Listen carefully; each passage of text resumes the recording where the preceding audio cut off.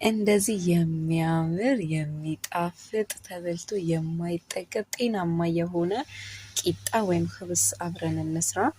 እኔ አንድ የስኳር ማንኪያ እርሾ፣ ግማሽ የስኳር ማንኪያ ጨውና ግማሽ ብርጭቆ ውሃ አድርጌ ለ10 ደቂቃ ያክል ኮፍ እንዲል ከድኜ ወይ ሸፍኜ ያስቀምጠዋለሁኝ።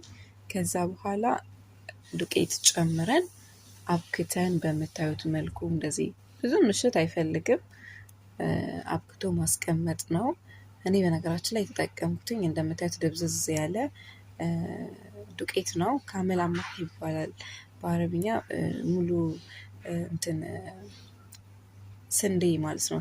ሳይፈተግ ከነ ቆዳው የተፈጨ ስንዴ ልክ ሀገራችን እንደሚፈጨው ማለት ነው። በጣም ነው የምትወዱት። ኢቭን ዱቄቱ ራሱ በጣም አሪፍ ነው። በማንኛውም ዱቄት ይሆናል ባይዘው ይሄ ቂጣ። እኔ በነጭ ዱቄት እሰራዋለሁኝ፣ አንድ ጊዜ በማሽላ ዱቄት እሰርቻለሁኝ። በጣም ነው የምትወዱት። እኔ ለአንድ ሰው ብቻ ስለሆነ 2 ማንኪያ ነው የማደርገው ዱቄቱን እንዳይበዛ።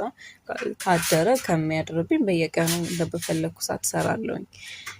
እንደምታዩት አብኩቼ አስቀምጠዋለሁ ለ45 ደቂቃ። እናንተ እንደ ቤታችሁ እንደ ማጥቤታችሁ ሙቀትና ቅዝቃዜ ይወስናል። ከ30 ደቂቃ እስከ 1 ሰዓት ታስቀምጡ ትችላላችሁ። ከዛ እንደዚህ በትናንሹ አደርግና እየዳመጥኩኝ በስሱ ዳምጬ ጋግረዋለሁ። ይሁት እንዴት እንደሚነፋ፣ እንዴት እንደሚያምር፣ እንዴት እንደሚጣፍጥና እንደሚለሰልስ ስዌር በጣም ነው የምትወዱት።